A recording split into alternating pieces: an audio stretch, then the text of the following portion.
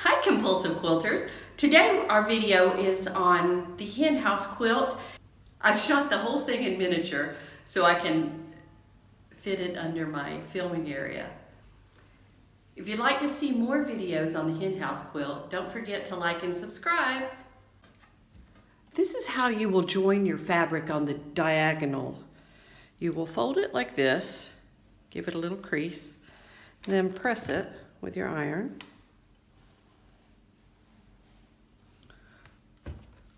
Once you have it pressed, you'll use some Elmer's washable school glue. This stuff is great for this, washes right out. And you'll run a little bead of glue along your corner, from corner to corner. Then you add your next piece on top of it. And you heat set it for just a moment. Looks like it needs to dry a little more. And it will look like this on the back side. Draw yourself a diagonal line from corner to corner and then take this over to your sewing machine and sew it. Once you've sewn from corner to corner, you want to come back over and bring your fabric open, and you want to pop this down to the seam line. So the glue is holding it open and it's a nice strong bond after it's been heat set. So what you want to do is open this back up, and then you want to bring your scissors over and give yourself a snip this along this seam line at about 1/4 of an inch.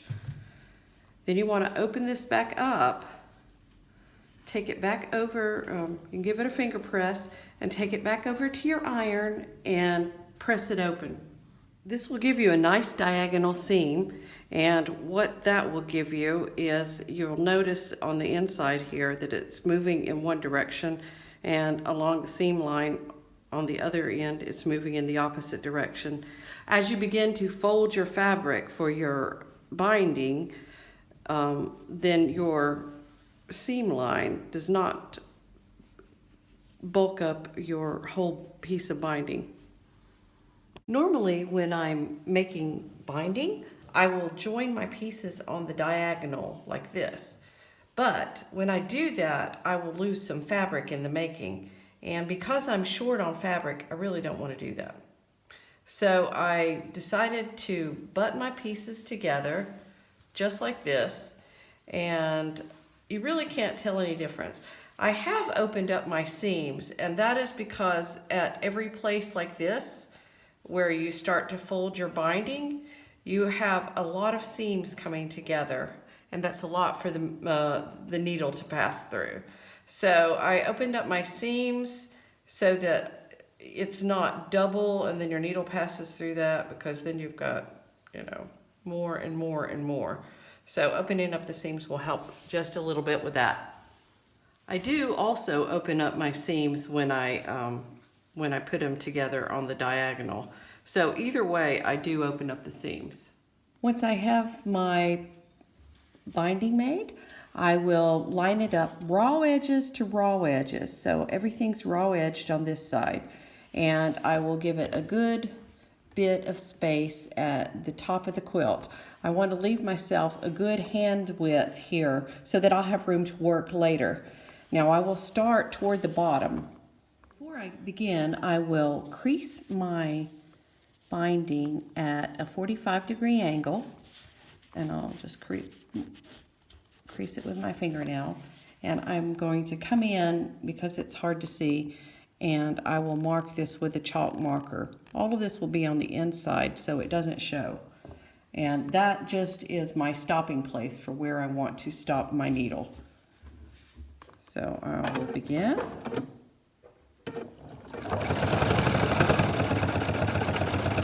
I'll sew to that 45-degree edge, drop my needle in that place that I've marked, and then I'm going to sew off to the corner and right off the fabric. I'll lift my needle up, cut my threads. I will fold this back up on the 45 that it was on, and I will fold it very, very close to this edge here. I don't want any particular overhang, and I don't want it winging out at the corner. I want it exactly straight. I've turned the corner and I'm ready to begin my next side. So I will just feed it in here.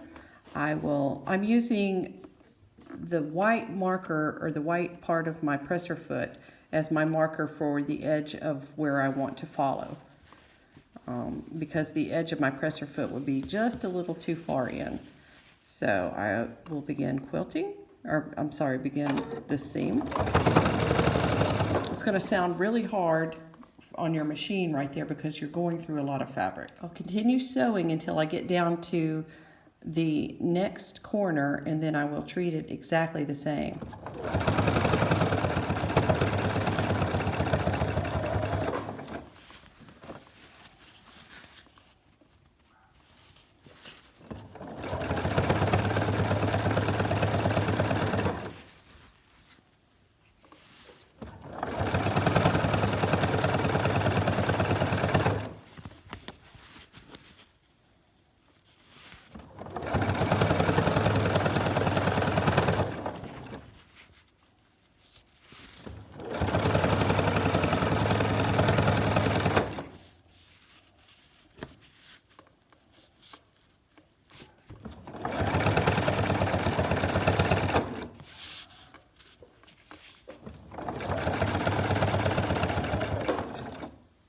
So when I get down to my next corner, again, I will come back up at a 45-degree angle, and I will crease it from the corner up. Just give it a fingernail crease. And then I'll come back in again and I'll mark it with a chalk marker. It's just a little bit easier to see. This one is in a contrasting color to what I'm using, so that it's a little bit easier. And then I come up to, as my needle approaches, I want to drop it right there. And when you drop your needle, my presser foot comes up a little bit and allows me to pivot my fabric. And then I want to sew right off to the corner, right along that chalk line. Then you lift your foot again, and you lift your needle, and you cut. You fold that back up on a 45, just like it was, and you then fold your fabric to where your raw edges are coming right along, just like they did on the other side. And you want to continue. So you don't want a whole lot of fabric here, just barely. It's almost imaginary how much fabric you have there. It's a very, very small amount. So I pulled this up off the machine for a minute because I want to show this. What you're going to get with your binding is, notice you've got your raw edges here and your raw edges here. When you fold this back over at the corners, it will fold over like this. You'll see there's a little pocket right here. But what you're hoping to do is you want to twist or not twist, but you're going to turn your fabric, and when you see the other side, it will fold over. And you fold over this side, and what you're going to get when the two sides are folded over is a nice 45-degree angle on the other side. And your batting is going to completely fill your binding up right over to the edge. This is what makes it a nice firm binding. It holds nicely. It's going to fill it up on both edges. It'll give you a nice thick feel to your binding so that it's perfectly done with your quilt. So I'm coming up to my last corner, and I'm going to treat it exactly as I've treated the others. But as soon as I turn the corner and start sewing, I want to stop when I get over here. So I don't want to go very far. And this is to leave myself some room to work over here.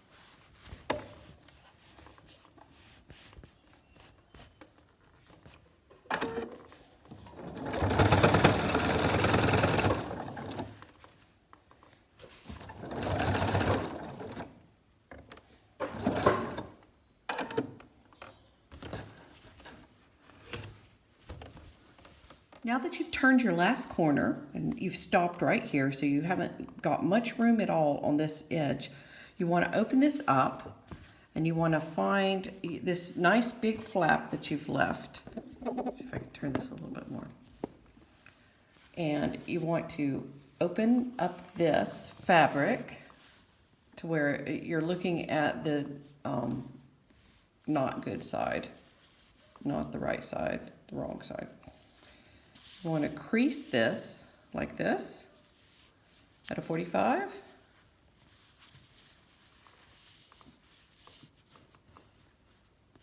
And you're going to want to bring your other fabric over like this.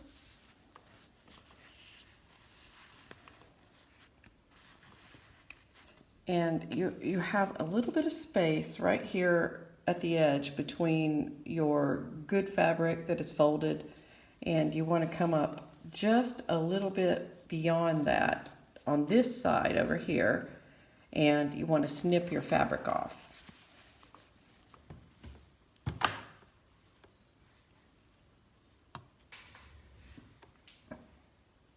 I can't manage this with the camera on.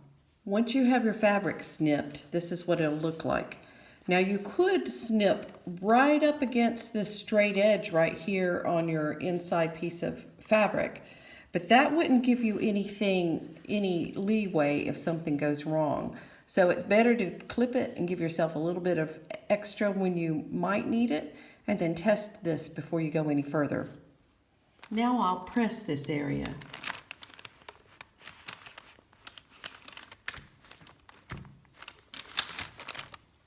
Once I have the area pressed, I'm going to turn back this one that's laying over it, and I have some Elmer's washable school glue. It's a starch product, so it's just kind of like giving a heavy starch here. It's not going to do anything, and it washes right out. I'm going to run a bead of glue along this edge. Then I'm going to turn this fabric back across it, and I'm going to open it up so that it lines up the two sides. They line up, this edge and this edge line up. And I'm going to heat press this into place.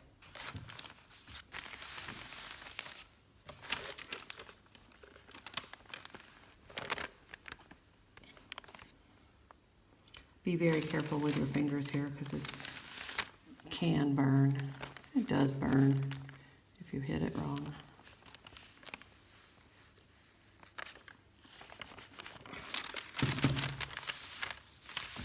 So what I like about this method is that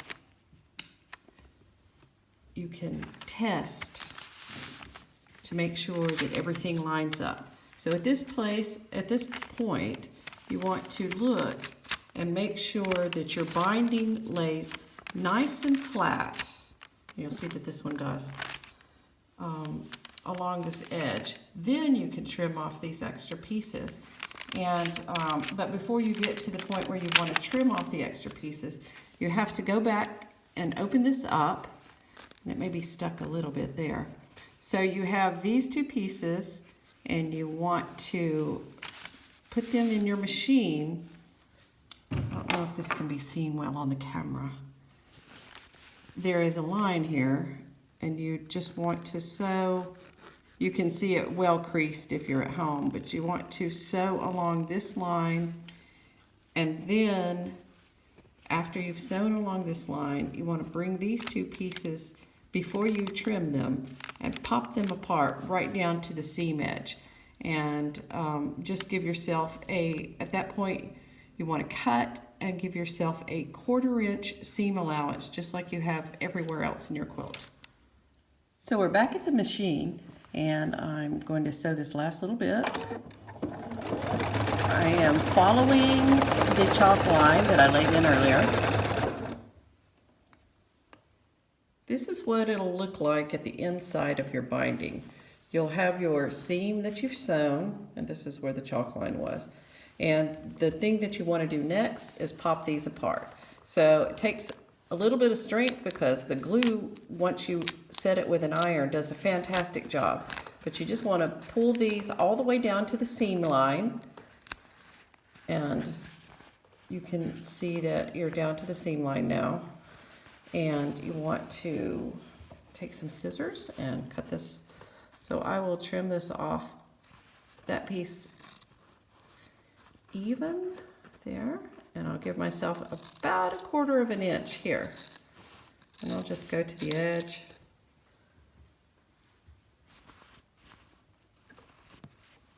And all of this will be underneath. So then when you turn this back down, all this stuff will be hidden.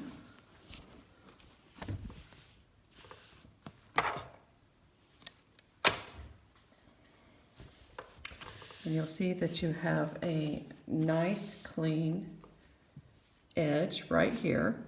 And then you'll come back up here to where you left off. You'll sew straight down here, and this will be the front of your binding. So I'm just finishing off my last side on the front after I've made my join here. That's the diagonal join. And it looks, like I said, it reduces bulk that would be all in one place.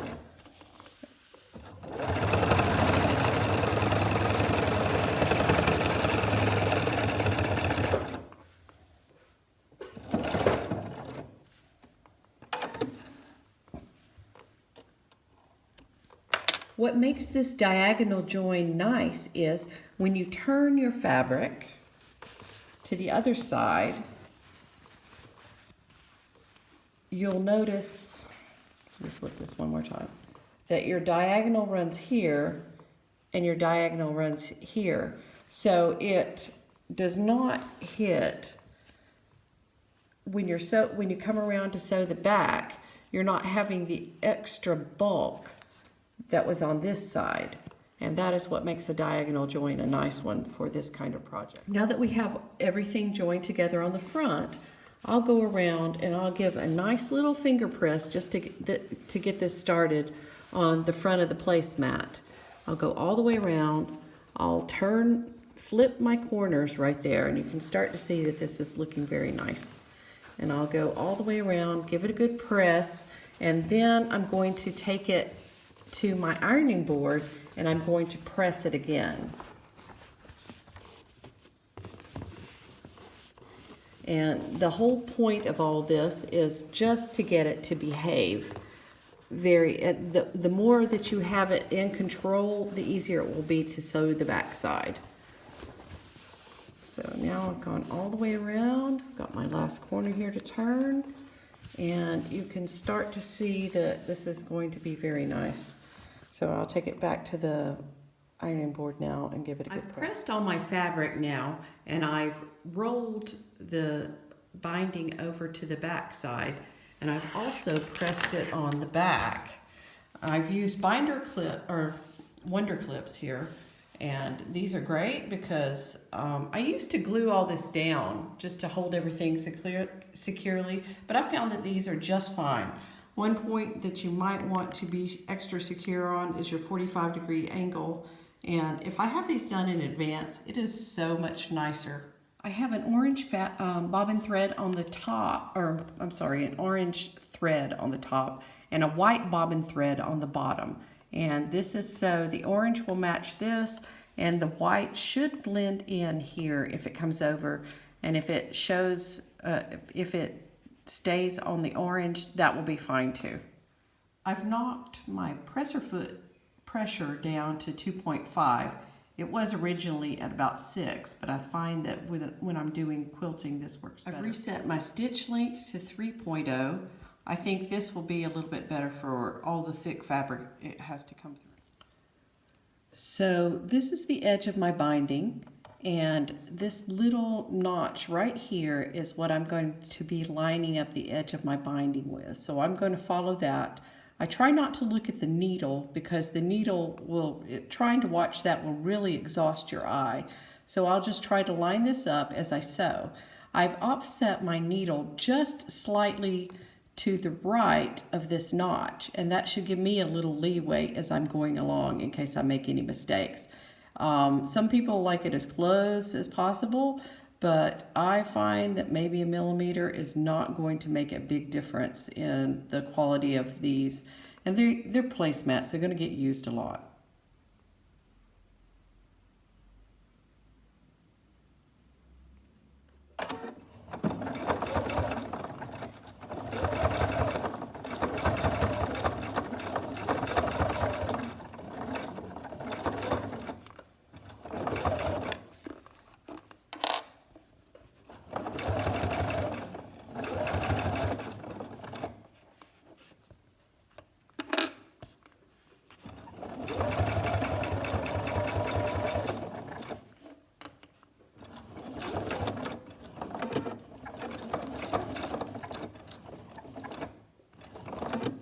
When I come down to the corner again, I'm going to pivot my machine. I may have to raise up my presser foot a little bit for this. I've got my needle in the down position when it stopped, and I'm going to turn it this way, and then I'm going to sew very slowly. If the needle is going to break or bend a little bit, this is the place where it will do it. So you want to go very slowly back here, and then I'm just going to hit it in reverse and come right back over the same pathway that I did. And this will sew up that end. Then I'm going to raise my presser foot again and pivot around and start down my next edge. Make sure you have your machine off of reverse. I'll continue this around the entire quilt, and the process is the same at every single corner.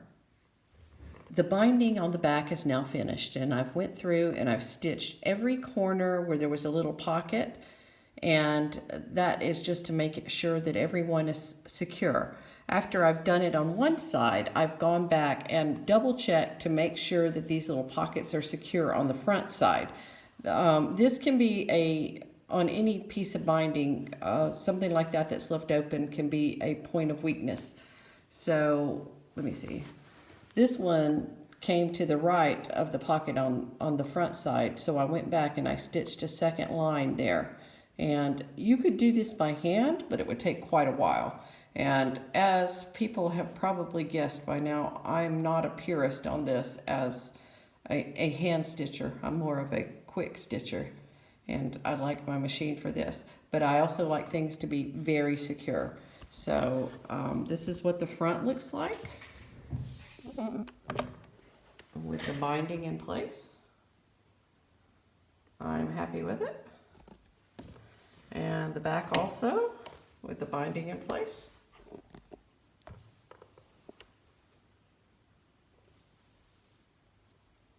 I finished up the binding on the back, and I don't know if this will show in the camera, but right here on the corners, I've came through and came down from the seam that I was sewing, and then I back stitched back up and came around to the next corner. I've also doubled back on the front.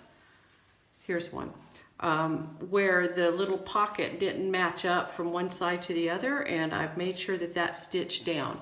If there's a weakness in the quilt, this is where, or you know, any piece of binding, that little pocket is a place that might open up again. So you want to make sure that that's stitched down. Around to the front, it looks nice and even all along the edges, and this is what we're going for, is a nice even product. So that is how you do the placemat binding. This is called a double fold French binding. Don't forget to like and subscribe. If you'd like to see more videos on the hen house quilt, don't forget to check out the other ones on my YouTube channel.